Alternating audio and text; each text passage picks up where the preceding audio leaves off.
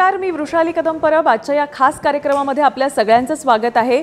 आज माझ्यासोबत इस्रायलवरून थेट मराठी भाषिक इस्रायली नागरिक हे जोडले जाणार आहेत। आपल्याला सगळ्यांना कल्पना आहे इस्रायल आणि इराणमध्ये जे युद्ध पेटलेलं आहे, आज देखील इस्रायलमध्ये हॉस्पिटलवर हल्ला करण्यात आलेला आहे, स्टॉक एक्सचेंजवर निशाणा साधण्यात आलेला आहे आणि अशा परिस्थितीमध्ये सध्या इस्रायली नागरिकांच्या काय भावना आहेत हे जाणून घेण्याचा जय महाराष्ट्र प्रयत्न करतोय आणि त्यासाठी आपल्यासोबत जोडल्या गेलेले आहेत मोना आणि एल्कन जुडा हे इस्रायली दाम्पत्य आहे।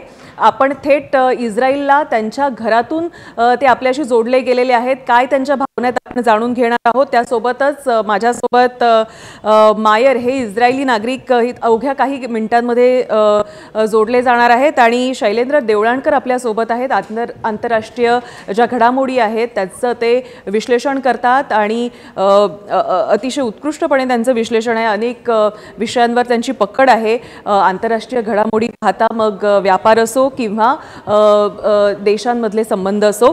मी सुरुवात करते आहे मोना जुडा यांच्यापासून।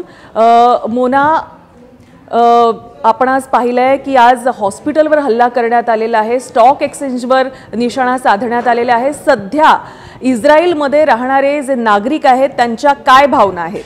मोना,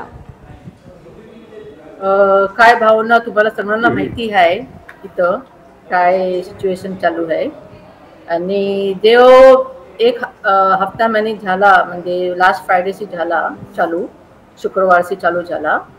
तो पण नॉन स्टॉप सायरन चालूच आहेत। और 3 घंटा महिने 4 घंटा महिने रात्री बेरात्री झोप नाही कोणाला आणि अर्ली मॉर्निंग सकाळी पण वाजतात सायरन।